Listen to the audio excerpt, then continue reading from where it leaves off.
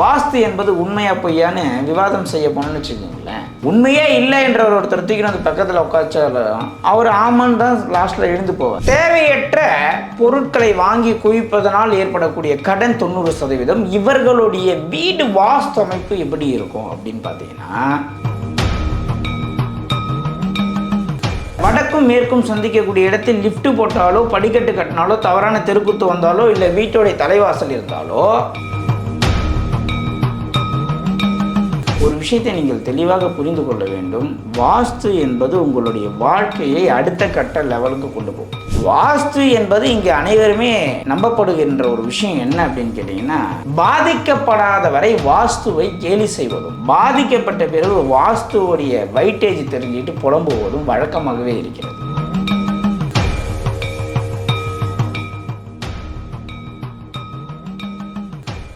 பக்தி கஃபே நேயர்களுக்கு வணக்கம். வாஸ்து பற்றிய பல்வேறு சந்தேகங்களை பற்றி தெரிந்து கொள்வதற்காக ஏஎல்பி ஜோதிடர் சம்பத் சுப்பிரமணி அவர்களை நம்ம இன்னைக்கு நிகழ்ச்சிக்கு இன்வைட் பண்ணியிருக்கோம். வணக்கம் சார். வணக்கம். இப்போ ஒரு சிலர் வீட்டில் வந்துட்டு ஒருத்தர் கடன் வாங்கிட்டே இருப்பாங்க. அவங்க அந்த கடனை திருப்பி அடைச்சாலோ திருப்பி கடன் வாங்குற சூழ்நிலை அவங்களுக்கு வந்துட்டே இருக்கும்.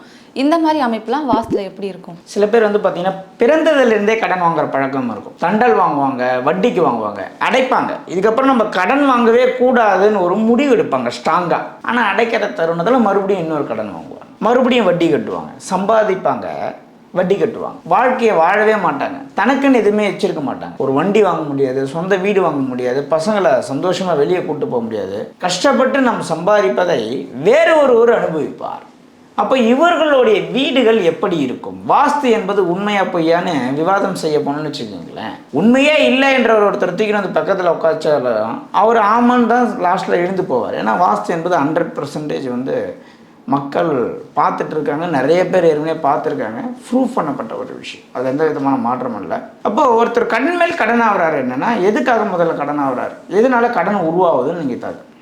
இப்போ ஒரு ஹாஸ்பிட்டலுக்கு கடன் ஆகுது, தவிர்க்க முடியாத கடன். அது ஒரு நோயாளி எத்தனை சேர்த்து தான் ஆகணும், ஆப்ரேஷன் பண்ணி தான் ஆகணும். ஆனால் இங்கே தேவையான கடன் அப்படின்னு பார்த்தீங்கன்னா 10% தான். 90% பேர் ஆசையால் கடனில் மாட்டேங்கிறாங்க. தன்னுடைய வரவுக்கு மீறிய செலவுகள், ஆடம்பரமான கார் வாங்குவது, ஆடம்பரமான மாளிகைகள் கட்டுவது, ஆடம்பரமான பொருட்களை வாங்கி குவிப்பது. இப்போது தேவையற்ற பொருட்களை வாங்கி குவிப்பதனால் ஏற்படக்கூடிய கடன் 90%. இவர்களுடைய வீடு வாஸ்து அமைப்பு எப்படி இருக்கும் அப்படின்னு பார்த்தீங்கன்னா, நீங்கள் இங்கே இந்தியாவில் எடுத்துக்கிட்டாலும் சரி, வெளிநாடுகள் எடுத்துக்கிட்டாலும் சரி, வெளி மாநிலங்கள் எடுத்துக்கிட்டாலும் சரி, வெளி மாவட்டங்கள் எடுத்தாலும் சரி, வாஸ்து என்பது ஒரே கான்செப்ட் தான். இங்கே நிறைய பேருக்கு ஒரு சந்தேகம்னா, வெளிநாட்டவருக்கு வேறு மாதிரி இருக்குமா, இந்தியாவுக்கு வேறு மாதிரி வாஸ்தா? இந்தியாவில் இருக்கணும் மூக்கில் தான் மூச்சு விடணும், வெளிநாட்டில் இருக்கணும் மூக்கில் தான் மூச்சு விடணும். வாஸ்து என்பது உடல் அமைப்பை பொறுத்தது தான். வாஸ்துன்னா உங்களுடைய உடல், கண், காது, மூக்கு, தொண்டை, மூக்கு, வாய், பல்லு, எப்படி இருக்கோ இதுதான் ஒரு கோயிலுடைய கட்டடை அமைப்பு. எப்படி இருக்குன்னா, ஒரு மனிதனோட உடல் அமைப்பை வச்சு தான் கோயிலை கட்டினாங்க. வீட்டை எப்படி கட்டினாங்கன்னா, ஒரு மனிதனோட உடல் அமைப்பை வச்சு தான் வீடை கட்டினாங்க. வடக்கும் மேற்கும் சந்திக்கக்கூடிய ஒரு இடத்தில் வடமேற்கில் வடக்கு பார்த்த வாசல், ஒரு வீட்டில் வடக்கு பார்த்த வாசல், அது மேற்கு சைடு இருக்குது. வடமேற்கு வாசலாக இருந்தால் கடனாளாக மாறிடும். எவ்வளோ பெரிய கோடீஸ்வரர்களாக இருந்தாலும் ஜீரோவில் நிற்பான். சார் இப்போ வடக்கு பார்த்த வாசலில் கிழக்க ஒட்டி தான் என் வீடு வாசல் இருக்குது, வடமேற்கில் வாசல் இல்லை, ஆனால் இருந்தாலும் நான் கடனாக இருக்கேனே அப்படின்னு சில பேர் சொன்னால், அந்த வடமேற்கு என்ற இடத்தில் பார்த்திங்கன்னா லிஃப்ட் இருக்கும். வடமேற்கு என்ற படிக்கட்டில் அந்த வடமேற்கு என்ற பகுதியில் பார்த்தீங்கன்னா வீட்டுக்குள்ளே, அதாவது ஒரு சில வீட்டில் திறந்த உடனே வடமேற்கு பகுதியில் இன்னரில் படிக்கட்டு வச்சுருப்பாங்க.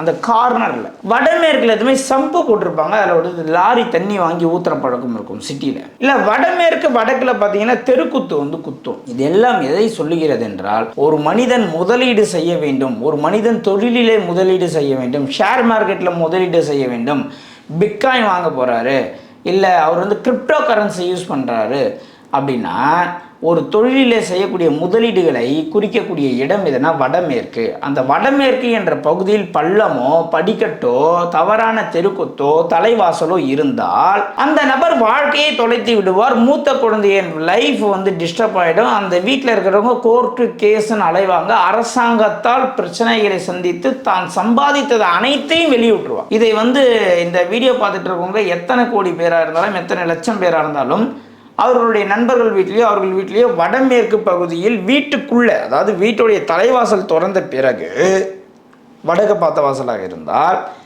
உள்ளே போனது வலது பக்கத்தில் இன்னரில் படிக்கட்டு இருந்தால் இந்த பிரச்சனைலாம் உண்டு. அவர்கள் பார்ட்னர்கிட்ட பணம் கொடுத்து ஏமாந்துருவாங்க. இவர்களை இந்த வடமேற்கு பாதிப்பு என சொல்லக்கூடிய வடக்கும் மேற்கும் சந்திக்கக்கூடிய இடத்தில் லிஃப்ட் போட்டாலோ படிக்கட்டு கட்டினாலோ தவறான தெருக்குத்து வந்தாலோ இல்லை வீட்டோடைய தலைவாசல் இருந்தாலோ வேர் இல்லாத மரம் அப்படின்னு சொல்கிறோம். எப்போ வேணாலும் சாஞ்சிடும். ஏன்னா ஒரு வேர் அப்படின்னா அது வடமேற்கு. அந்த வேரை அறுத்துட்டா மேலே மரம் மட்டும் நிற்கும். அப்போ அங்கே படிக்கட்டை போட்டிங்கன்னா வேறு அறுத்துட்டீங்கன்னு அர்த்தம். அங்கே லிஃப்ட்டை போட்டிங்கன்னா வேறு அறுத்துட்டீங்கன்னு அர்த்தம். அங்கே தெருக்குத்து வந்தால் வேறு அறுத்துட்டீங்கன்னு அர்த்தம். அப்போது வேறில்லாத மரம் நிற்பது போல் அந்த வீட்டில் என்ன நடக்கும் அப்படின்னா என்னைக்கு வேணாலும் அந்த வீட்டுடைய தலைமகன் லாஸில் போய் மாட்டிப்பார், அரசாங்கத்தில் தண்டனை அனுபவிப்பார், தான் சம்பாதித்தது அனைத்தையும் இழந்து விடுவார், சமுதாயத்தில் பெயரை கெடுத்துக் கொள்வார், பெண்களால் அவப்பெயர் ஏற்படும், அவசியம் ஏற்படும். ஒரு ஆணாக அந்த வீட்டில் இருந்தால் பெண்களால் அவப்பெயர் ஏற்படும். அது எந்த விதமான துளி அளவு மாற்றம் இல்லை. வடக்கும் மேற்கும் சந்திக்கக்கூடிய பகுதியில் தவறுகள் ஏற்பட்டால் பிஸ்னஸ் லாஸ் ஆகும்,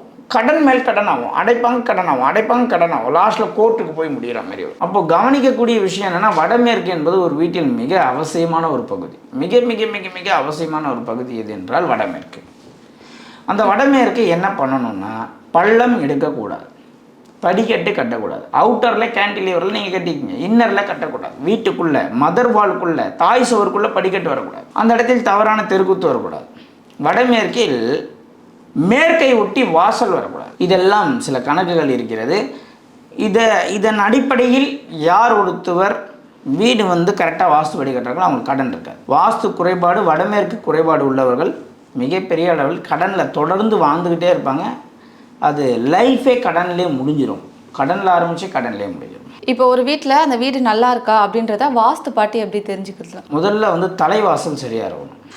தலைவாசல் சரியாக இருந்தால் அந்த வீட்டில் தலைமகன் சரியாக இருக்கான்னு அர்த்தம். வாசல் உச்ச பகுதியில் அமையணும். கிழக்கு வாசலாக இருந்தால் அதை வடக்கு ஒட்டி இருக்க வேண்டும். வடக்கு வாசலாக இருந்தால் கிழக்கை ஒட்டி இருக்க வேண்டும். மேற்கை பார்த்த வாசலாக இருந்தால் வடக்கை ஒட்டி இருக்க வேண்டும். தெற்கு பார்த்த வாசலாக இருந்தால் கிழக்கை ஒட்டி இருக்க வேண்டும்.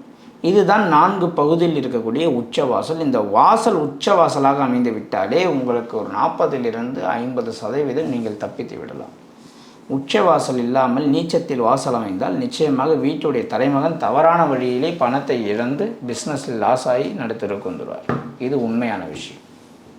இது எளிதாக ஒரு வீட்டை பார்த்தோன்னே கண்டுபிடிக்கிற ஒரு மெத்தட். இப்போ ஒரு வீட்டுக்குள்ளே சூரிய ஒளி படுற மாதிரி தான் கட்டணும்னு சொல்கிறாங்க. அப்படி சூரிய ஒளி படுறதுக்கும் இந்த வாஸ்துக்கும் ஏதாச்சும் சம்மந்தம் இருக்கா? ஆமாம். இப்போ நான் என்ன சொல்கிறேன், உங்களுடைய உடம்பு தான் வாஸ்துன்னு சொல்லிட்டேன். உங்களுக்கு சூரிய ஒளி தேவையா தேவையில்லையா? தேவைதான். அப்போ வீடுன்றது நீங்கள் கல் மணல் பில்டிங்குன்னு நினைக்கிறீங்க, அது ஒரு உயிர்னு நான் சொல்கிறேன். அதுதான் வித்தியாசம். நீங்கள் சொல்கிறது, நீங்கள் எப்படி ஒரு உயிருள்ள மனிதரோ அதே மாதிரி இந்த பில்டிங்கும் ஒரு உயிருள்ள ஒரு பில்டிங்குன்னு நீங்கள் புரிஞ்சுக்கிறதுக்கு சில நாட்கள் ஆகும்.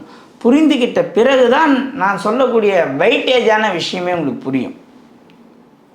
இதை நீங்கள் என்ன நினைக்கிறீங்க அப்படின்னா, ஒரு பில்டிங் ஸ்ட்ரக்சர் நினைக்கிறீங்க, இதில் என்ன இருக்குது அப்படின்னு நீங்கள் நினைக்கிறீங்க. இது ஒரு உயிருள்ள ஒரு கட்டிடம். உங்களை அடித்தா உங்களுக்கு வலிக்கின்ற மாதிரி அதை இடித்தா அதுக்கு வலிக்கும். இந்த உணர்வை நீங்கள் புரிஞ்சுக்கிட்டீங்கன்னா நீங்கள் பெரிய லெவலில் நான் சொல்கிறது தேடை உங்களுக்கு வேலை செய்யும். நான் சொல்கிற விஷயம் உங்களுக்கு தேர்ட் ப்ராசஸில் உங்களுக்கு வேலை செய்யும். இப்போ ஒரு இயற்கை சீற்றம் வருதுன்னா மாடுக்கு, ஆட்டுக்கு, கோழிக்கு, மிருகங்களுக்கு முதல்ல உணர்ந்துடும். ஒரு அரை மணி நேரத்துக்கு முன்னாடி அந்த மிருகங்களுடைய இயற்கையான குணாதிசயங்கள் மாறி இருக்கும். கோழி கத்த ஆரம்பிக்கும், பருந்து வட்டம் அடிக்கும், காக்கை ஒன்றா இருக்கும், கூடிடும். ஆனால் மனிதனுக்கு இயற்கை சீற்றம் வந்த பிறகு தான் அதை புரிந்து கொள்ளக்கூடிய ஒரு அமைப்பு இருக்குது. ஏன் ஒரு மிருகங்களுக்கு 20 Hz முதல் 20,000 Hz ஒரு மனிதனுடைய செவித்திறன் எப்படி இருக்கும்னா 20 Hzலிருந்து 20,000 Hz வரைக்கும் உள்ள சவுண்டு மட்டும் தான் அவன் காதில் கேட்கும். 20,000 Hzக்கு மேலே போகிற சவுண்டும் 20 Hzக்கு கீழே இருக்கிற சவுண்டும் ஒரு மனிதனுக்கு செவித்திறன் காதில் கேட்காது. அது மிருகங்களுக்கு மட்டும்தான் கேட்கும். இது ஏன் இந்த இடத்துல மிருகங்களை நாம் குறிப்பிடுகிறோம் என்றால், நாம் நினச்சிட்ருக்கோம் அது வெறும் மிருகம்தான் அப்படின்னு. ஏன் மிருகங்களுக்கு நுண்ணறிவு அதிகமாக வேலை செய்யுது? எதுக்கு பின்னாடி நடக்கக்கூடிய விஷயங்கள் முன்னாடியே அதுக்கு தெரியுதுன்னா, மிருகங்கள் பேசுவதில்லை. நீங்கள் மௌன விரதம் இருந்தாலும் உங்களுக்கும் மிருகங்கள் மாதிரியே தேர்டை வேலை செஞ்சு உங்களுக்கும் பின்னாடி நடக்கிறதுல முன்னாடி தெரியும். இப்போ மகான்கள் சித்தர்கள்லாம் பார்த்தீங்கன்னா நிறைய பேச மாட்டாங்க, மௌனத்தில் இருக்கு. யாரெல்லாம் மௌனத்தில் இருக்கிறார்களோ அவங்களுக்கெல்லாம் அறிவு சார்ந்த விஷயங்கள் அதிகமாக வேலை செய்யும். ஏனென்றால் இதை நீங்கள் வாஸ்து மூலியமாக புரிந்து கொள்ள வேண்டும். ஒரு வீட்டுக்கு சூரிய ஒளி தேவைன்னு கேட்குறீங்க. நானே கேட்குறேன், ஒரு உடம்புக்கு சூரிய ஒளி தேவைன்னு கேட்குறேன். அப்போ உடம்புக்கு என்ன தேவையோ அது வீட்டுக்கு தேவை. இதை நீங்கள் புரிஞ்சுக்கணும். உங்கள் உடம்புக்கு, உங்கள் முகத்துக்கு 2 கண் இருக்குது. இதே தான் நம்ம வாஸ்துல என்ன சொல்கிறோம், ஜன்னல்னு சொல்கிறோம். அப்போ ஜன்னல் இல்லாத வீடு குருட்டு வீடுன்றோம். அப்போது குருட்டு வீட்டில் இருக்கக்கூடிய ஜன்னல் இல்லாத, அதாவது சரியான இடத்தில் ஜன்னல் இல்லாத வீட்டில் இருப்பவரை பார்த்து நீங்கள் வாஸ்துவில் என்ன சொல்ல வேண்டும் என்றால், கண் இல்லாதவங்க நம்புவாங்களா? நம்ப மாட்டாங்க. நீங்கள் ஒரு நோட்டை கொடுத்தா என்ன பண்ணுவாங்கன்னா தடவி பார்ப்பாங்க. ஏன்? அவர்களுக்கு கண் இல்லை. அப்போது ஜன்னல் சரியாக அமையாத ஒரு வீட்டில் ஒருவர் குடியிருக்கிறார் என்றால் அந்த வீட்டுக்கு நம்ம வாஸ்து பார்க்க போகிறோம்னா, ஒரு ஹஸ்பண்ட் ஒய்ஃப் இருக்காங்கன்னா ஒய்ஃபு பார்த்து டக்குன்னு கேட்கணும், உங்கள் வீட்டுக்கார சந்தேக புத்திமான்னு சொல்லணும். அவங்க மிரண்டு போயிடுவாங்க. சார் எப்படி சார்? ஆமாம் சார், நான் நின்னா சந்தேகம், ஃபோன் பேசினா சந்தேகம், வேலைக்கு போனால் சந்தேகம். ஏனென்றால் அந்த வீட்டுக்கு ஜன்னல் இல்லை, குருட்டு வீடு. அப்போது கண் இல்லாத ஒரு மனிதரை வைத்து நீங்கள் பலன் சொல்ல வேண்டும். கண் இல்லாத மனிதர் என்ன பண்ணுவார்? நம்புவாரா? யாரையும் நம்ப மாட்டார். அப்போ அவர் தன் மனைவியை நம்ப மாட்டார். வாஸ்து என்பது ஒரு அறிவியல். உங்களுக்கு எப்படி மூக்கு இருக்கோ வீட்டுக்கு ஒரு மூக்கு இருக்குது, உங்களுக்கு எப்படி காது இருக்கோ வீட்டுக்கு ஒரு காது இருக்குது. இப்போது உங்களுடைய முகத்தில் மூக்கை மட்டும் கட் பண்ணி நான் முதுகில் வச்சுட்டேன்னு வச்சுக்கிங்களேன். இப்போ என்னென்னா, இந்த வீட்டுக்கு வாஸ்து முறையற்ற வீடு நம்ம சொல்கிறோம். உங்களுடைய உடல் அமைப்பு தான் வீடு என்பதை நீங்கள் புரிந்து கொள்ள வேண்டும், அவசியம் புரிந்து கொள்ள வேண்டும். இதை புரிஞ்சுக்கிட்டாலே நிறைய பேருக்கு நிறைய விஷயம். இப்போ ஒன்றும் இல்லை, ஒரு சில கிராமங்கள்லாம் இருக்குது, வருஷத்துக்கு ஒரு இளைஞராக இருப்பார். ஏன்னா அந்த ஊருடைய வாஸ்தே தப்புன்னு சொல்கிறோம். அந்த ஊரை விட்டு வெளியேறுவர்கள் நல்லா இருக்காங்க. ஒரு வீட்டுக்கு எப்படி வாஸ்து பார்க்குறோமோ ஒரு ஊருக்கு வாஸ்து உண்டு, ஒரு மாவட்டத்துக்கு ஒரு வாஸ்து உண்டு, ஒரு நாட்டுக்கு ஒரு வாஸ்து உண்டு. இலங்கைக்கு ஒரு வாஸ்து தனியாக இருக்குது, கன்னியாகுமரிக்குன்னு ஒரு வாஸ்து இருக்குது. வாஸ்து என்பது நீங்கள் நினைப்பது போல் நிறைய பேர் நினச்சிட்டு இருக்காங்க. 4 மூலை, கார்னரு, குபேர மூலையில் போய் பீரோ வைக்கணும், ஈசான மூலையில் போய் பூஜரம் வைக்கணும். இது வாஸ்து. வாஸ்து என்பது அது மிகப்பெரிய ஒரு அறிவியல் நுட்பமான ஒரு விஷயம். அதை புரிந்து கொண்டால் உங்களுக்கு ஞானம் கிடைச்சிடும் நான் சொல்கிறேன். இப்போ நீங்கள் மகான்கள் எடுத்துக்கோங்க, ஜீசஸ் எடுத்துக்கோங்க, நபிகள் நாயகங்கள் எடுத்துக்கோங்க, பாம்பன் சுவாமி எடுத்துக்கோங்க. நீங்கள் இந்த கலியுகத்தில் உங்களுக்கு தெரிந்து இப்போ அட் ப்ரெசண்டில் யாரெல்லாம் ஆன்மீகத்தில் இருக்காங்களோ அவங்க எல்லாரையும் எடுத்துக்கோங்க. அவங்க வீடெல்லாம் போய் பாருங்கள், வடமேற்கு பாதிக்கப்பட்டிருக்கும். மதம் மாறியவர்கள் போய் பாருங்கள், வடமேற்கு பாதிக்கப்பட்டிருக்கும். ஹிந்து அடுத்து கிருஷ்ணாவத்தன் மாறுறாருன்னா அவங்க வீட்டில் பார்த்தீங்கன்னா கலப்பு திருமணம் நடந்திருக்கும். இல்லை கலப்பு திருமணமே நடக்கலன்னா அவங்க வீட்டில் நிச்சயமாக வடமேற்கு பாதிக்கப்பட்டிருக்கும். கால் முட்டியில் ஆப்ரேஷன் பண்ணவங்க, கர்ப்பப்பையை ரிமூவ் பண்ணவங்க, குழந்தை இன்மை பிரச்சனை இருக்கவங்க, கடன் சார்ந்த பிரச்சனை இருக்கவங்க, மன ரீதியாக பாதிக்கப்பட்டவங்க, இவங்க எல்லாம் தான் ஒரு மதத்திலிருந்தே ஒரு மதம் மாற முடியும். நீங்கள் செக் பண்ணிக்கலாம். எத்தனை கோடி வீடு எடுத்துக்கிட்டாலும் இதில் ஒரு பாயிண்ட் கூட மிஸ் ஆகுது. இதில் ஏதோ ஒரு பிரச்சனை அவங்க வீட்டில் இருக்கும். ஏனென்றால் வாஸ்து என்பது நீங்கள் நினைப்பது போல் 4 காரணம் கிடையாது. இது யாராக இருந்தாலும் உண்டு தான். முஸ்லீமாக இருந்தாலும், கிறிஸ்டினாக இருந்தாலும், இந்துவாக இருந்தாலும் இது மதம் சார்ந்த விஷயமே கிடையாதுன்னு நான் சொல்கிறேன். யாராக இருந்தாலும் நம்ம காற்றை தான் சுவாசிக்கணும், தண்ணியை தான் குடிக்கணும். நிலம், நீர், காற்று, நெருப்பு, ஆகாய தத்துவம் என்பது பேசிக்கான ஒரு விஷயம்.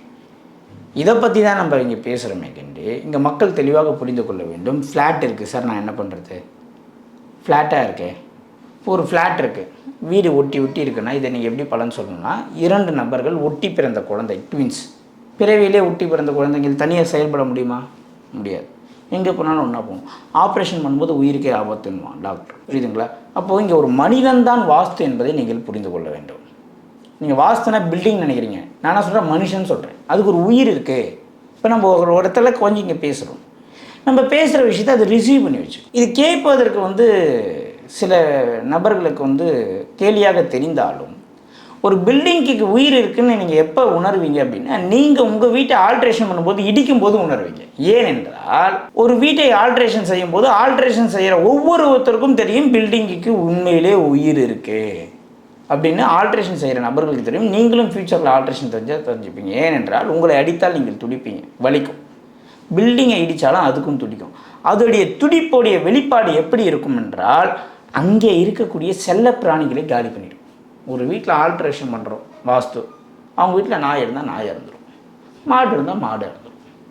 ஏன்னா அந்த பில்டிங்கோடைய வெளிப்பாடு என்ன பண்ணணும்னா ஒரு உயிரை காலி பண்ணும். ஸோ ஒரு விஷயத்தை நீங்கள் தெளிவாக புரிந்து கொள்ள வேண்டும்.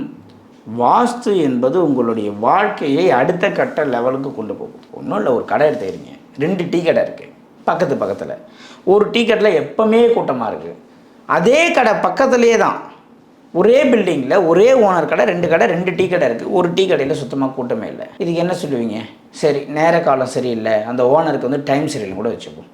15 வருஷமாக இப்படியே இருக்குது. இப்போ 15 வருஷமாக எத்தனை தசா புத்திகள் மாறி இருக்கும், எத்தனை அந்தரங்கள் மாறி இருக்கும், எத்தனை கோச்சாரம் மாறி இருக்கும், எத்தனை குரு பயிற்சி வந்திருக்கும், எத்தனை ராகு கேது பயிற்சி வந்திருக்கும். ஏன் அப்படின்னு நீங்கள் இந்த இடத்துல ஒரு கொஸ்டினை வச்சிங்க அப்படின்னா அதுதான் வாஸ்து. ஏன்னா அங்கே கூட்டம் கூடுற கடை பார்த்தீங்கன்னா கார்னர் கடையாக இருக்கும், அதுக்கு தெருக்கூத்து இருக்கும், பக்கத்து கடைக்கு தெருக்கூத்து இருக்காது. இதை தான் நம்ம வாஸ்துவில் சொல்கிறோம். நீங்கள் ஒவ்வொரு இல்லை ஒரு நடிகர் சொல்கிறேன், இப்போது இன்னும் ஒரு 6 மாத காலகட்டத்தில் ஒரு நடிகருடைய பெயர் மீண்டும் ஒரு முறை பெண்கள் விஷயத்தில் டேமேஜ் ஆகும். ஏன்னா அவருடைய வீடு வாஸ்து அமைப்பு ஆக்னேயத்தில் குத்து நம்ம பார்த்துட்டு வந்தேன் இப்போ தான் ரீசெண்டாக. ஏனென்றால் வாஸ்து என்பது இங்கே அனைவருமே நம்பப்படுகின்ற ஒரு விஷயம் என்ன அப்படின்னு கேட்டிங்கன்னா, பாதிக்கப்படாத வரை வாஸ்துவை கேலி செய்வதும், பாதிக்கப்பட்ட பிறகு வாஸ்துவோடைய வைட்டேஜ் தெரிஞ்சுக்கிட்டு புலம்புவதும் வழக்கமாகவே இருக்கிறது. இதுதான் உண்மை.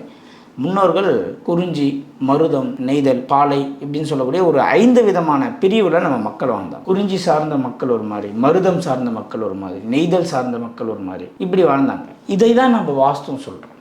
கடலோரம் வாழ்ந்தவன் அந்த சூழ்நிலைக்கு ஏற்ற மாதிரி வீடு கட்டணும், கடல் காற்றுக்கு ஏற்ற மாதிரி. மலையோரம் வாழ்ந்தவன் அவனுடைய சூழ்நிலைக்கு ஏற்ற மாதிரி வீடு கட்டணும். அதுதான் நம்ம இங்கே வாஸ்துன்னு சொல்ல வரோம்.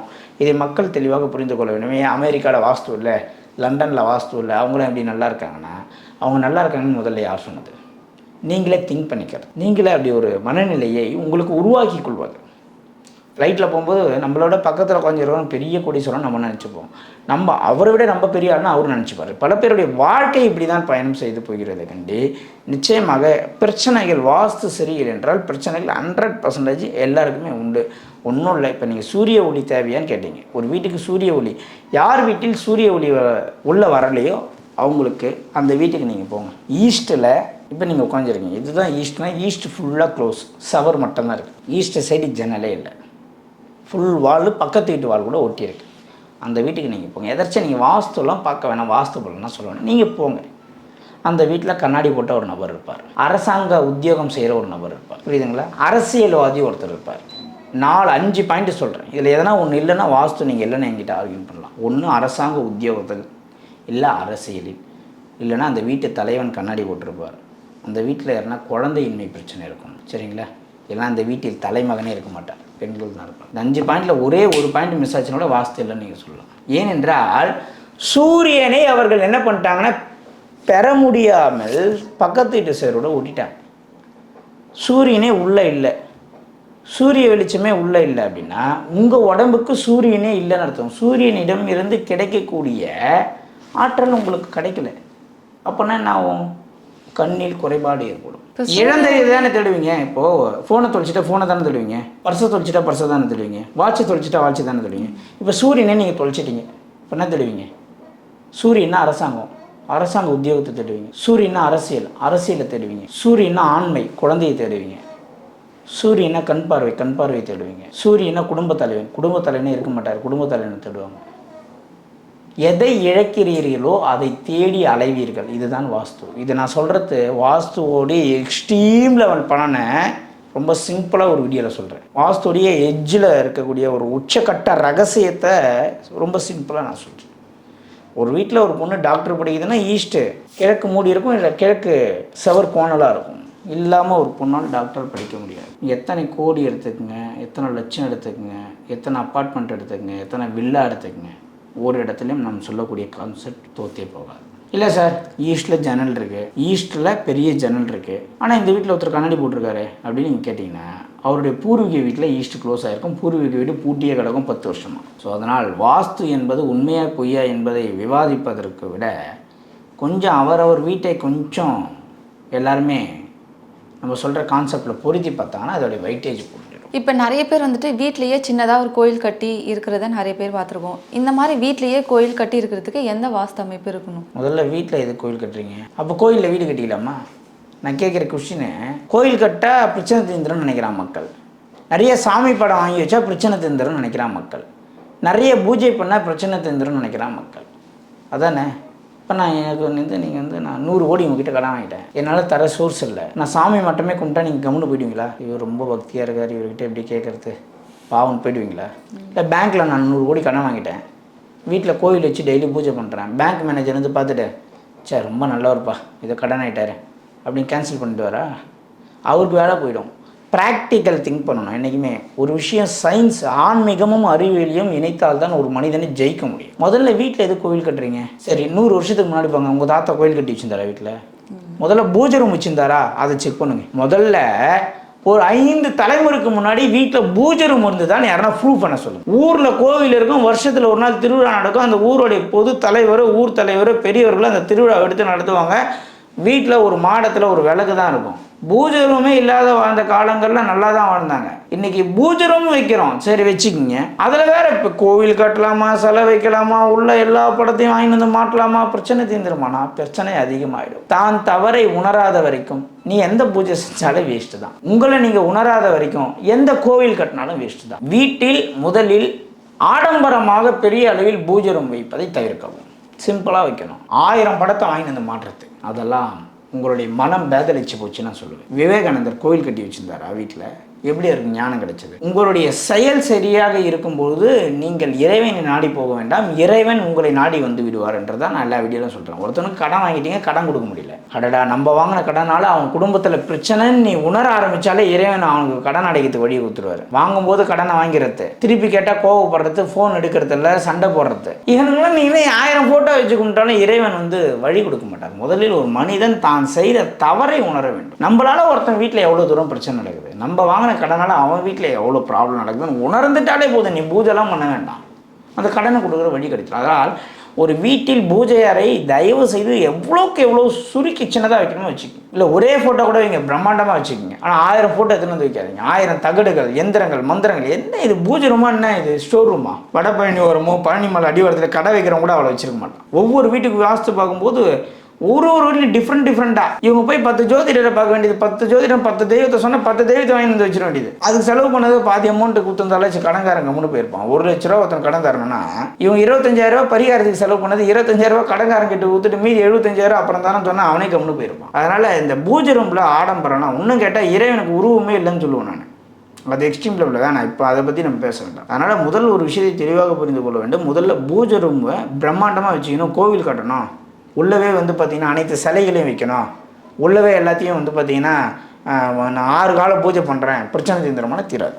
நீங்கள் உங்கள் தவறை உணரணும். பூஜரம் என்பது ஒரு வீட்டில் தென்கிழக்கில் அல்லது வடமேற்கு பகுதியில் தான் அமையணும். ஈசானிய பகுதியில் அமையக்கூடாது, தென்மேற்கு பகுதியில் அமையக்கூடாது, பிரம்மஸ்தானத்தில் அமையக்கூடாது. இந்த 3 பகுதியிலையும் பூஜரம் அமைக்கக்கூடாது. ஒரு ஊரில் ஒன்றும் இல்லை, நீங்கள் கிராமத்துக்கெலாம் போனீங்கன்னா மழை தண்ணி வீட்டு உள்ளே ஊற்றுற மாதிரி இந்த ஓப்பன் பிளேஸ் சென்டரில் விட்டுருப்பாங்க. அந்த வீட்டோடைய பூர்வீக ஹிஸ்ட்ரிலாம் எடுத்து பாருங்கள், கணவன் மனைவி லைஃப் நிறைய டிஸ்டர்ப் ஆகிருக்கும். வீட்டை சுற்றி வரலாம், சென்டரில் மட்டும் ஒரு ஸ்கொயர் ஃபீட் விட்டுருப்பாங்க, ஒரு 3 ஸ்கொயர் ஃபீட்டு. மழை பெஞ்சால் தண்ணி உள்ளே ஊற்றும் ஃபுல்லாக. ஏன் சொல்கிறேன் என்றால், வாஸ்து என்பது ஒரு மனிதனுடைய வாழ்க்கையை சரியான வாஸ்துவாக இருந்தால் உச்சத்துக்கு கொண்டு போய் உட்காரு. தவறான வாஸ்துவாக இருந்தால் நீங்கள் எவ்வளோ பெரிய உச்சத்தில் இருந்தாலும் உங்களை கீழே தள்ளிவிடும். இதை நீங்கள் தெளிவாக புரிந்து கொள்ள வேண்டும். இப்போ ஒரு வீடு வந்துட்டு ரொம்ப சின்னதாக இருக்குது, அவங்க வீட்டு இப்போ பாத்ரூம் பக்கத்தில் தான் பூஜை ரூம் வைக்கிற மாதிரி ஒரு இடம் வந்திருக்குது அப்படின்னா அந்த மாதிரி வைக்கலாமா?